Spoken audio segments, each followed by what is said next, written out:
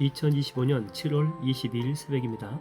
하나님 말씀은 신명기 11장 10절에서 15절입니다.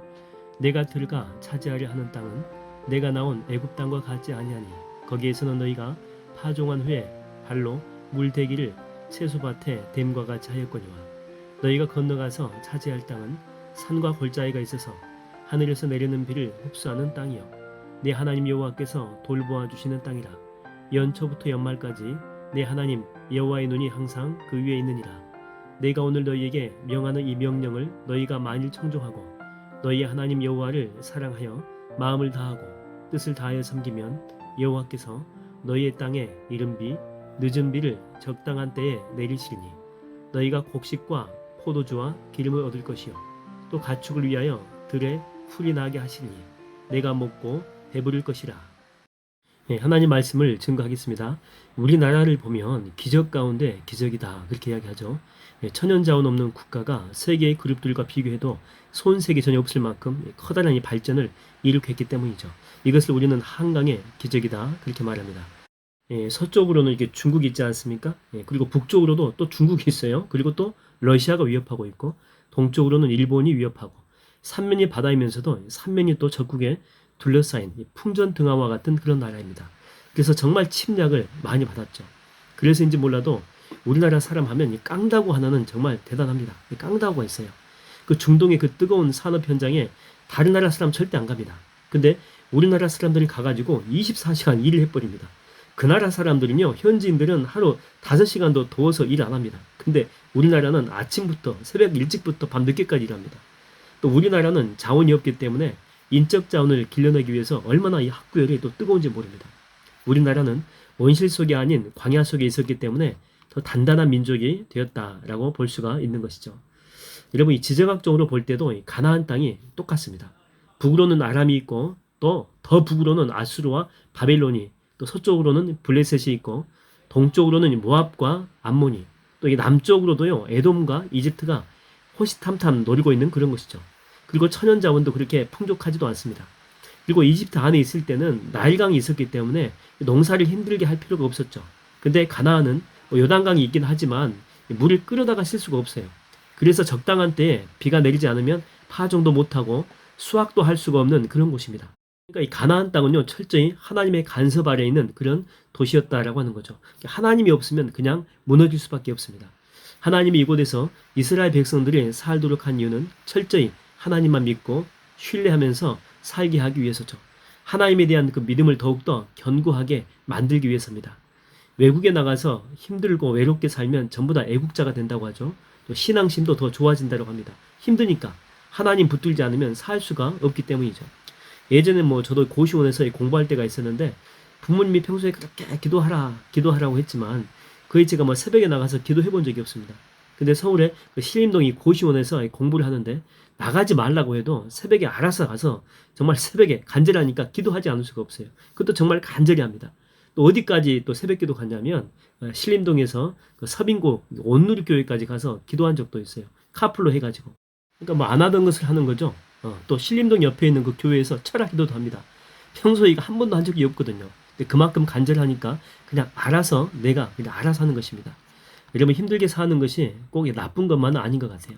이것 때문에 철이 들기도 하고 신앙이 더 크게 자라기도 합니다.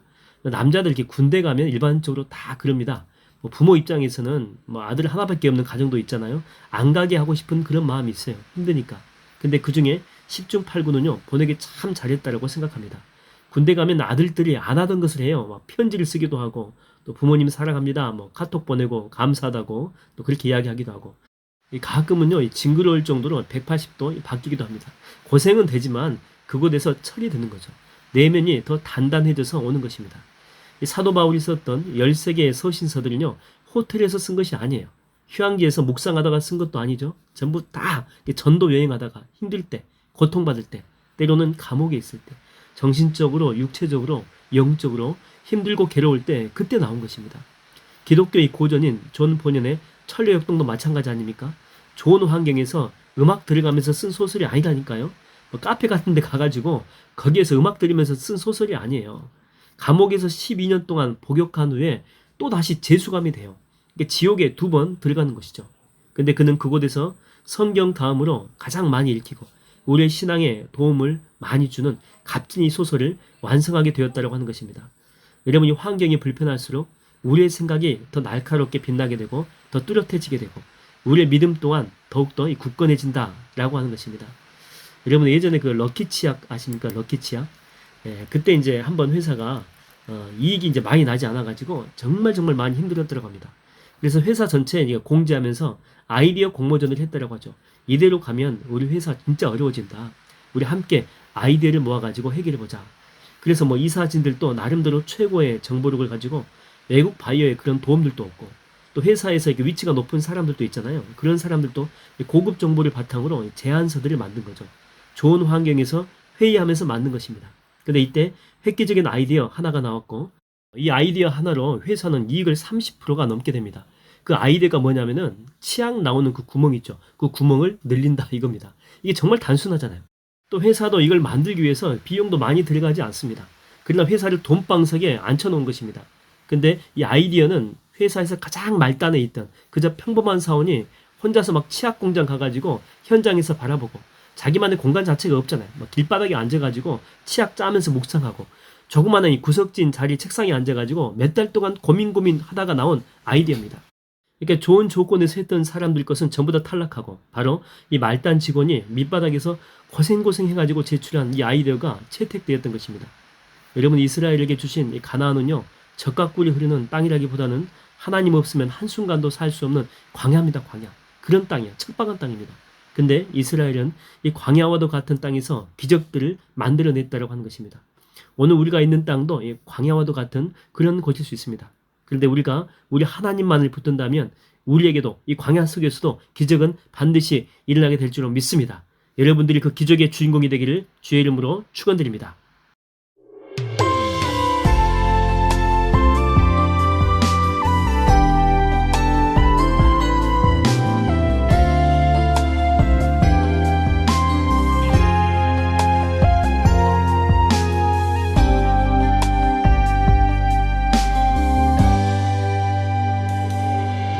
날이 저물어갈 때 힘들어서 걸을 때 그때가 하나님의 때 내 힘으로 안 될 때 빈손으로 걸을 때 내가 고백해 여호와 이래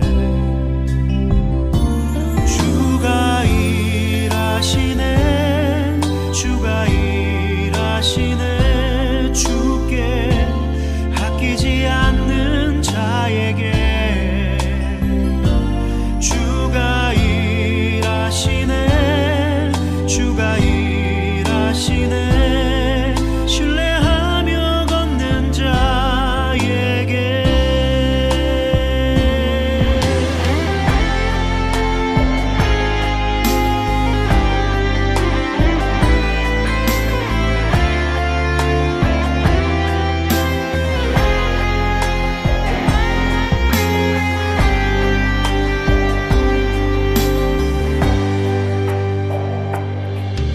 우리 모인 이곳에 주님 함께 계시네 누리네 아버지 은혜